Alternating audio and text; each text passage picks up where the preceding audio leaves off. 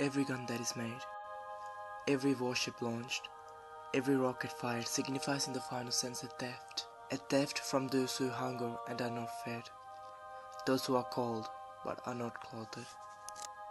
Wars.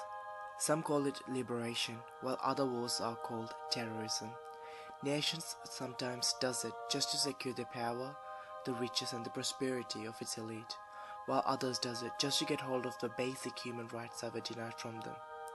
Oxford Dictionary defines it as a hostile contention by means of armed forces, a state of conflict within and between countries.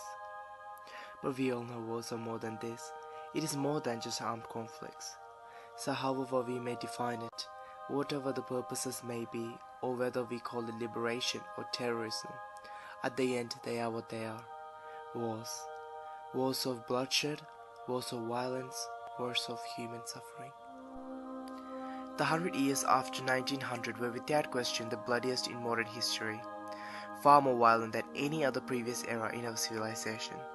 In just 113 years, there has been about 351 wars reported around the world.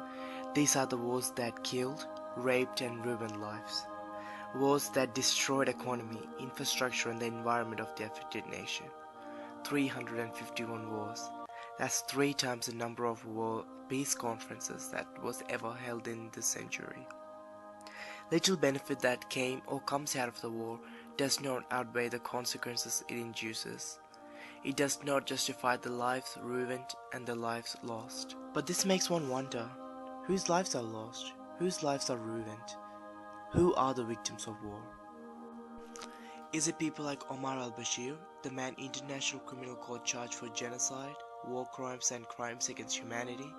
A man who is no stranger to war and leading a nation through bloodstreams.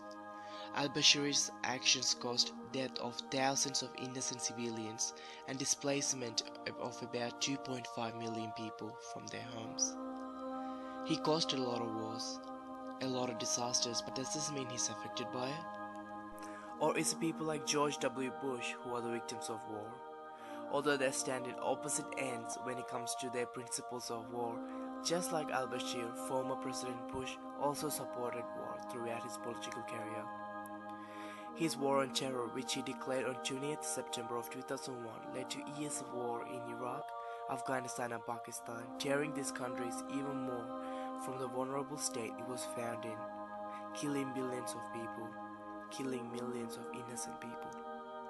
So are people like George Bush and Omar al-Bashir the victims? No, people like Omar al-Bashir and George W. Bush are never the victims of war, even though they play a major role in them, because behind their mansions' gates, guarded by 1,000 guards, these men are protected from the agonies and the cries of the wars they have started. So let's ask again, who are the victims of war? Yai was 8 years old when he was awakened by Omar al-Bashir's army as they stormed into his village in rural South Sudan at around 5 in the morning. As the villagers ran in despair in the darkness of the early morning, attempting to flee from the flying gunshots of the soldiers, Yai was separated from his family, and he never saw his parents ever again after that day. Yai had to then cross the Sahara Desert to reach Ethiopia, where thousands like him hoped to find refuge, leaving behind everything he had ever known before. Because of the scarcity of water and the survival on tree leaves, it was not uncommon for 8-year-old Yai to see people falling to their deaths as they walked through the burning sand. And to make matters worse, North Sudan army led by Omar al-Bashir shot at them from air constantly to ensure none of them survived.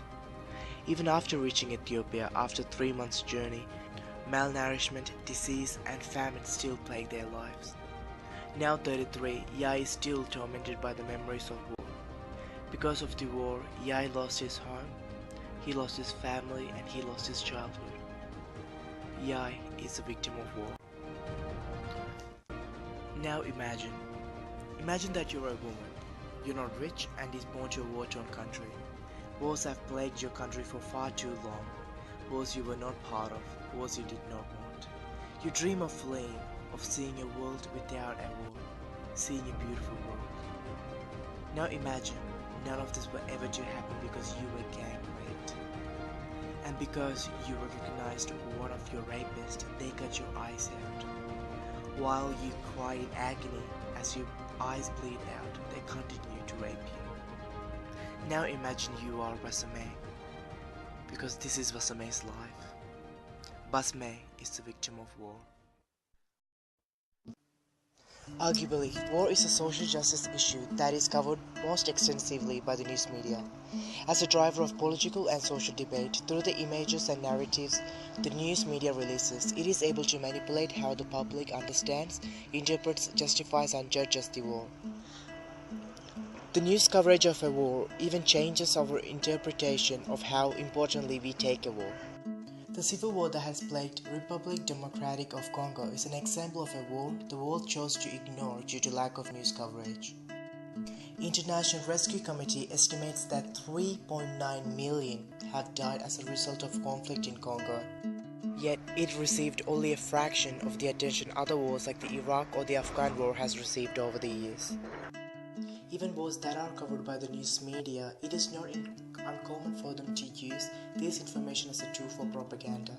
In these circumstances, the objectivity of the newspaper, the news media, is put in jeopardy. This being said, there was instances in news media over the years which had a positive impact on war, where its coverages helped to transform how the people saw the war and perceived them. Nick Ort's photography or the Napalm Girl is an example of this. The news media has a polarized standing when it comes to their coverages of war.